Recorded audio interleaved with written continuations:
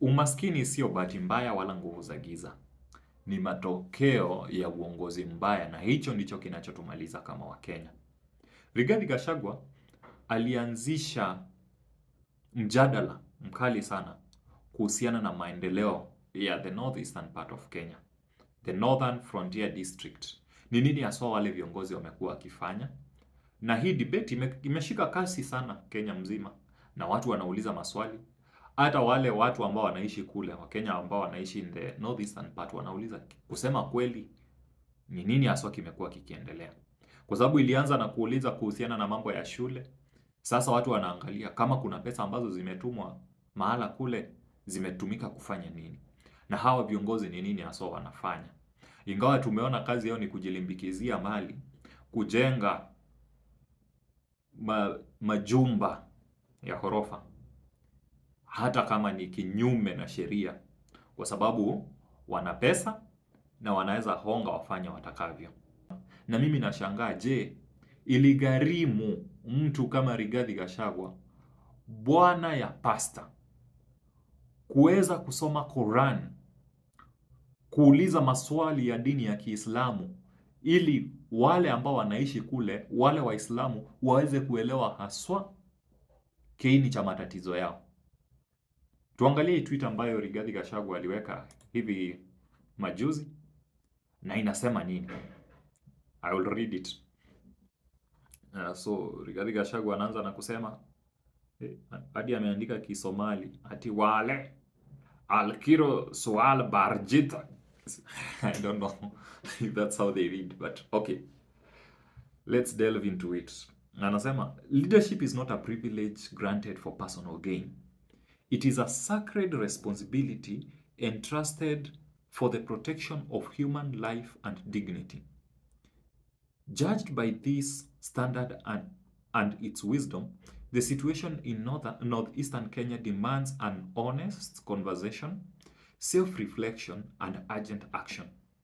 Today, conditions in the region have deteriorated so severely that even camels, animals that have evolved over time to endure some of the harshest environments on planet Earth, are dying from thirst and hunger.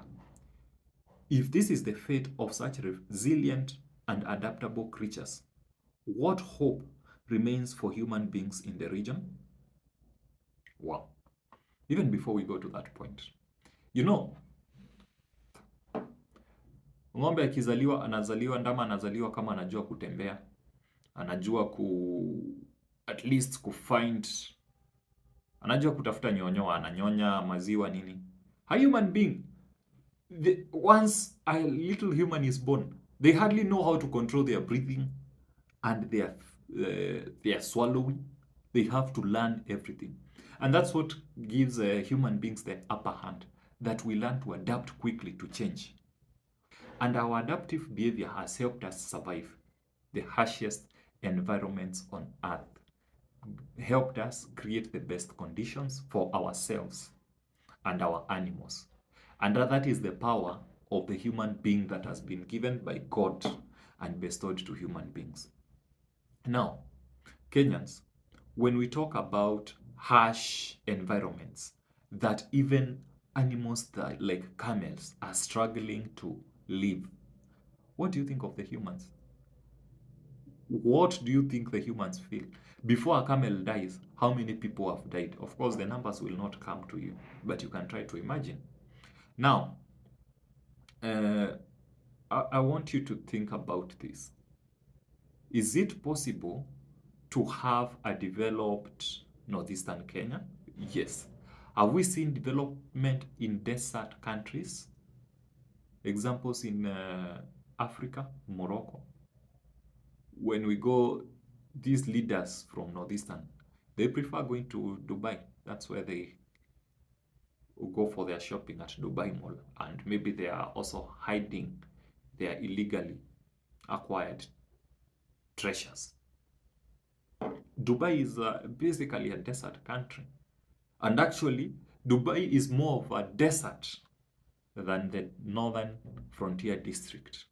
So, do we have any excuse not to develop our place?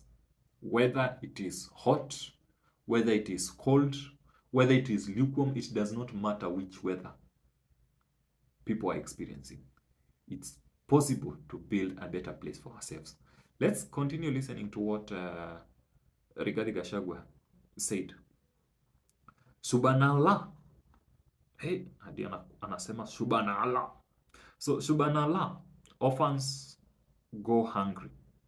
And even just before we continue, there is hii mambo ya kusemanga hii ni haramu. These leaders from Northeastern will tell us about how kukula nguruwe ni haramu, kukua wewe sio Muislamu, huyo ni kafiri yako katikati yetu, and such kind of things. But now, there are cases that Rigathi Gachagua has pointed out. And any wrong thing that the leaders have done, I want us to add the word haram. Maybe they will understand better. So Rigathi says, Subhanallah, orphans go hungry. Haram.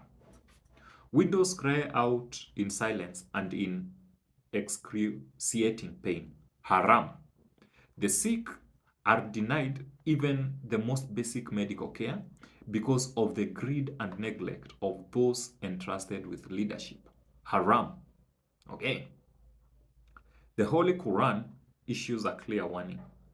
Those who unjustly consume the wealth of orphans, widows, and the general ummah are consuming fire in their bellies and will be burned in a blazing hell. The Holy Quran reminds us that all shall be resurrected and called to account for their deeds and for the suffering they inflicted upon their victims, the ummah. Subhanallah. Power has a way of deceiving its holders into believing that the consequences of their wrongdoing can be avoided. Yet on Yaumul Kimaya, ill-gotten wealth will offer no refuge and earthly titles will carry no weight. The question will not be how powerful one was, but how just and true they were to the trust bestowed upon them to be exercised rightly and justly on behalf of the Ummah. Subhanallah. For the leaders of Northeastern Kenya, know beyond any doubt that accountability does not end in this world. Divine justice is inevitable, and you shall account for the tears of all whose suffering and pain you have caused. Kui la hatena kutin. Wewe. Dugzul narid ala swat haugadigo. Sijua anamaanisha nini, lakini mimi niko hapo kwa kui. Mimi nimeanza na nguu, wewe ongezea wi. Tukimaliza hapa tunasomea ni hao leaders tunawaambia gui ishi. Gui ishi. So, tuendelee. Even as we demand accountability and continue to firmly hold the leaders of Northern Kenya responsible for neglecting the Ummah, we call upon the government to urgently declare the ongoing drought a national disaster and to mobilize all available resources to save lives. We further appeal to the international community and development partners to step in and provide immediate humanitarian assistance to alleviate the suffering of the affected communities. Now, here's a pictorial. They offer an infographic with the amounts of money that have been sent to Mandera County alone. In Mandera County, they say that approximately 202 billion has been disbursed. CDF alone disbursed well over 10.6 billion. Equalization fund to help the Northeastern Kenya at least catch up with the rest of Kenya, 1.2 billion. The Exchequer and Treasury funding channeled well over 128 billion. Then NGOs, mashirika yasiyo ya kiserikali, Good Samaritans, etc. wamesaidia 61.735 billion. Does Mandera County look like any of those amounts that are being quoted here? Well, your guess is as good as mine.